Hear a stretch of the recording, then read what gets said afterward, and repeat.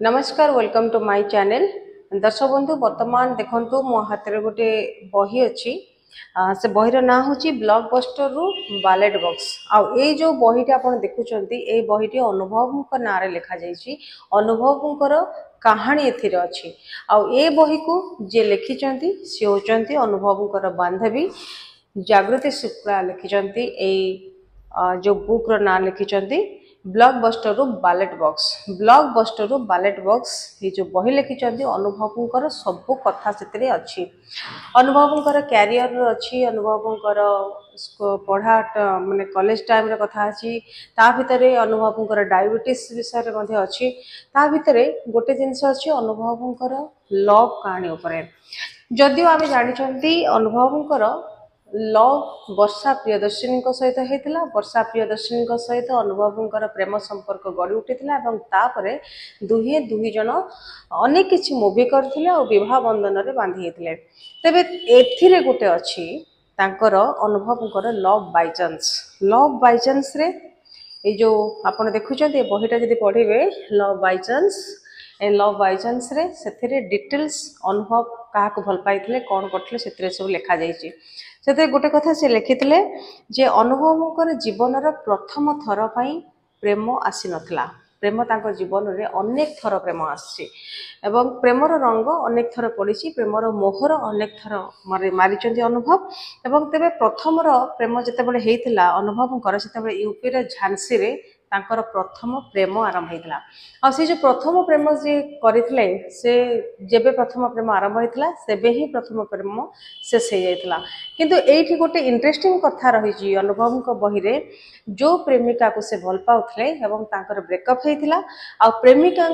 जी सांग थिला बांधवी थिले से बांधवी अनुभव प्रति क्रश थिला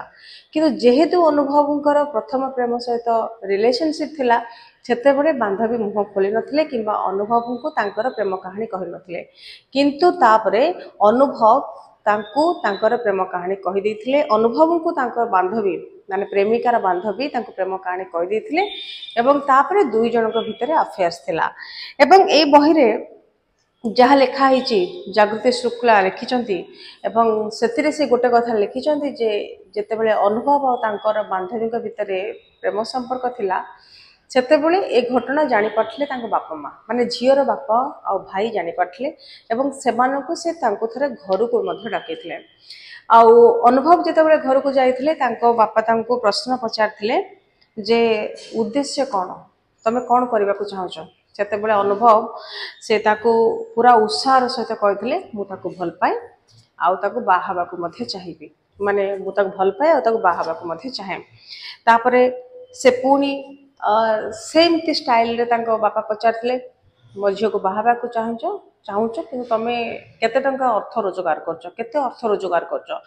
ए प्रश्नर उत्तर अनुभव कहथिले मु किछि भी अर्थ रोजगार करू नाही माने मु एपर्यंत रोजगार किछि करू नाही कारण मु द्वादश श्रेणी रे पढुची मु जेहेतु स्टूडेंट अच्छी पाठ पढ़ुची मो पाखरे कोनोसी आर्थिक परिस्थिति मोर एते भल नाही माने मु कोनोसी चाकरी करि नाही किंतु आगु को चाकरी करी बोली कि अनुभव कहते झीर बापा को से कहते जे मु आगु को चाकरी करी आउ आगु को चाकरी करेंगे और आपण झील को बाहर किंतु एक कथार अनुभव कहते जे अनुभव कथा शुणिकी से झीर बापा कहते जे आमे प्रत्येक मास झील को एकाउंट को झीर एकाउंट को किसी टंका पठाऊ आ झील सेटा को पॉकेट मनी भाव में व्यवहार करे आउ तमर किसी रोजगार नहीं किंतु मो झीर रोजगार रे तमे चढ़ माने मो झील तुम पैसा उड़ाए तुम से पैसा खर्च करे एक कथा शुणिकी सुपरस्टार वर्तमान जो सुपरस्टार सेबेकार जे बेरोजगारी थिले सी सेठू तांको उत्तर देइचंदी जे मु तो जानिनी आपण झील मो टंका खर्च करंदी बोली कि माने टंका से चोरी करके घर आनिकी मो खर्च करंदी बोली मु जानिथिली से तांकर पॉकेट मनी खर्च करचंदी। तो एक कथा जेतेबेले कही से अनुभव बापा कहते से झील से पैसा लुचेकी घर को आनिकी तुम खर्च कर बापा से गोटे कथा उपहास कर अनुभव को कहते पाखरे टंकाटे नहीं रोजगार कर क्षमता नहीं चली आसल मो झील को बाहर करने ଏବଂ ବହୁତ ଅପମାନଜନକ କଥା ଶୁଣିକି ଅନୁଭବ ସେ ଜାଗା ଛାଡ଼ି ପଳେଇ ଆସିଥିଲେ। ବହୁତ ଅପମାନର ସହିତ ଫେରି ଆସିଥିଲେ। ଯେତେବେଳେ ସେ ଝିଅ ଯେତେବେଳେ ଝିଅର ବାପା ଯେତେବେଳେ ଅନୁଭବକୁ ଅପମାନ ଦେଇଥିଲେ ସେତେବେଳେ ଅନୁଭବ ପଳେଇ ଆସିଥିଲେ ଏବଂ ରାଗରେ ତାଙ୍କର ବଡ଼ ବାପା ହେଉଛନ୍ତି ଓକିଲ, ଆଉ ସେ ଓକିଲଙ୍କର ଜୁନିୟରକୁ ଯାଇକି କହିଥିଲେ ଯେ ଆଉ କିଛି ମାସ ପରେ ଝିଅଟିକୁ 18 ବର୍ଷ ହେଇଯିବ, ଆଉ ମୋତେ ଏ କଥା ଶୁଣିକି ବହୁତ ରାଗ ଲାଗୁଛି, ଆଉ ଏମିତି କିଛି କାମ କରନ୍ତୁ ଯେମିତିକି 18 ବର୍ଷ ପରେ ଆମେ ଦୁଇ ଜଣଙ୍କ ବିବାହ ବନ୍ଧନରେ ବାନ୍ଧି ହବ, ଆମେ ବାହା ହେଇଯିବୁ। କିନ୍ତୁ ସେ ଜୁନିୟର ଜଣକ ଓକିଲ କହିଲେ ତମେ ତ 18 ବର୍ଷ ଦୁଇ ଜଣଙ୍କର ହେଇଗଲେ ତମେ ତ ବିବାହ କରିଦେବ, କିନ୍ତୁ ଲାଭ କ'ଣ ହବ? ତମେ ତ ଏପର୍ଯ୍ୟନ୍ତ ରୋଜଗାର କରିନ, ତମେ କେମିତି ଆଗକୁ ସଂସାର କରିବ, ତମର କ୍ୟାରିୟର କ'ଣ ହବ? ଏମିତି କହିକି ଯେତେବେଳେ ବୁଝେଇଥିଲେ ଏବଂ ଏ ପରିପ୍ରେକ୍ଷୀରେ